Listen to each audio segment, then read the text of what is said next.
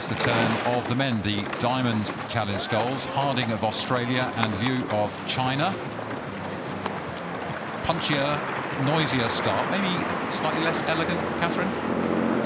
You really see with the sort of single scullers, the men's boats, there's such a physical start point. They shorten the slide, they sort of burn the rate up, and you see a lot of work going down. So they're very small, very, very light boats, and what you do is you can get that boat speed up very quickly compared to any of the bigger boat classes. So, you know, it's a really great physical specimen at the start to see how do you move that boat to maximum speed in such a short space of time. Looking here at Yiming Yang, who is a Chinese sculler, and he has done a lot in the eights, actually. So he's a sweep or eight rower, sort of powerful engine room guy, I think. And here, closest to the camera, Hamish Harding, the Australian, who is a former lightweight, moving into the heavyweight category here. He got a really nice start, didn't he? He seems to have got a march on the Chinese. And again, in the sort of two-boat racing, and especially down this kind of course, and as we always know, as rowing, you're obviously going backwards. When you get that advantage out ahead, it feels like you've got more options of how to control the race. So as we've seen from Harding, the rate can come down a little bit. There's still a lot of work going under the water. So you see, you know, the blades going in, he's putting a lot of work through the shoulders and the legs, and it's keeping that very comfortable gap he has over the Chinese sculler. Well, they're getting into the third quarter of the race here. Harding, as you said, Catherine, quite comfortable here. He's got quite a sort of powerful second half of the stroke there, hasn't he?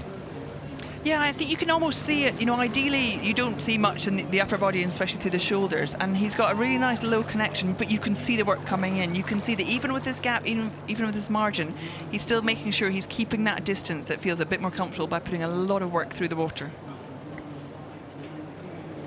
So let's now have a look at the Chinese sculler, Yiming Yang, 27 years old, Asian Games men's champion in the 8 and national champion in the 8 last year, switching to the single scull. And that's quite a tall order, actually, isn't it? Very different boats, very different speeds, different numbers of oars, on your own.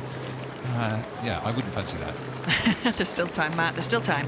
It's often a really good challenge for a very experienced athlete in another boat class to try the single scull, because sometimes you get people who are just natural single scullers all their life. That's all they ever do. They just own it, they love it, that's the event for them.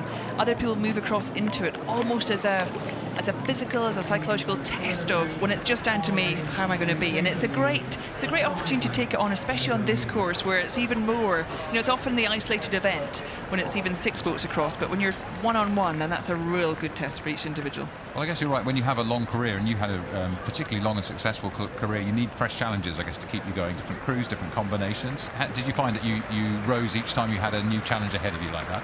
I like the variety, I'll be honest, and I did the single for 1 year, which I really, again, I wanted to do it. You know, it's a bit like we're seeing Harding here. It's again this very individual style. It's how do you bring your best individual stroke. You don't have to match anyone else in the boat. It's you in the boat, and the feel of how it's moving underneath you, feeling how the water is. You get to respond so easily, and it's a lovely event to take on. But I thought once was enough, personally. Well, you rose to the challenge. Many of us are not brave enough to do that, but Harding from Australia here, brave row from him, took it really from the start, and then he was able to lengthen out. But he has been working pretty hard all the way through this, so he obviously wants to make sure he's gone through his race plan. And then from China, you can see Yang coming through the stewards' enclosure. The line is approaching now. So a very nice win for Hamish Harding, 25 years old, from the Australian National University Boat Club. Yeah, he'd be happy with that result. And it was again a great performance from both scullers, but clear advantage for the Australian there. And again, there's often a point where you just want to, you know, get the race, put it underway, and then plan tomorrow. So confirming the result, that's a win for Harding over Yang in the Diamonds.